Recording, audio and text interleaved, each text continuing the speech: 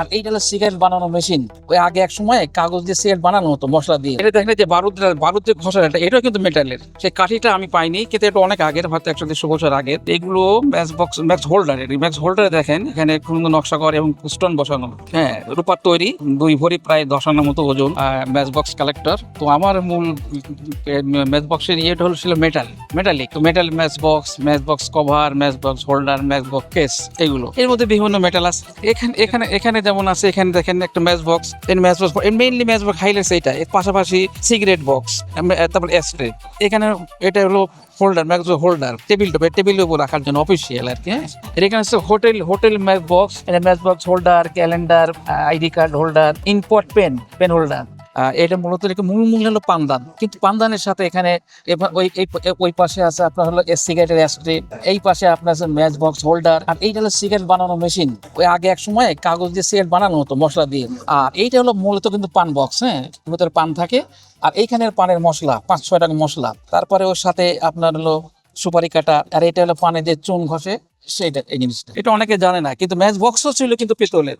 হ্যাঁ, যেমন 5+ star rating প্রাপ্ত দেশের সর্বোচ্চ বিদ্যুৎ সাশ্রয়ী ও eco friendly Walton AC. Walton air conditioner, smart comfort এখন নেক্সট লেভেলের। এই ম্যাচ বক্সটা দেখেন, স্পোর্টসম্যান ভার্জিনিয়া, সম্ভবত এটা ইংল্যান্ডের। এটা দেখেন যে বারুদ যে ঘষা, এটাও কিন্তু মেটালের। সেই কাঠিটা আমি পাইনি, কিন্তু এটা অনেক আগের, হয়তো 100-150 বছর আগের। এগুলো ম্যাচ হোল্ডারে দেখেন এখানে সুন্দর নকশা করে এবং স্টোন বসানো। হ্যাঁ, এখানে 2-3 ভ্যারাইটি আছে আমার কাছে। আর এইটা হলো বাহিরের, এটা সম্পূর্ণ রূপা।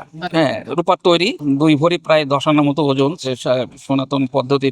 তো এটা সুন্দর, কিন্তু হ্যান্ড আর্ট ওয়ার্ক দেখেন, খোদাই করে করা আর্টটা 2 সাইডে দেখেন। আজকে মূলত আমাদের দুটি অনুষ্ঠান, একটা হচ্ছে দেশলাই আবিষ্কারের 200 বছর পূর্তি, এবং আরেকটি হচ্ছে আমাদের ক্লাব অর্থাৎ বাংলাদেশ ম্যাচ বক্স কালচারাল ক্লাবের 10 বছর পূর্তি উপলক্ষে আমরা দেশলাই আবিষ্কারক জন ওয়াকারের প্রতি শ্রদ্ধা নিবেদন করছি।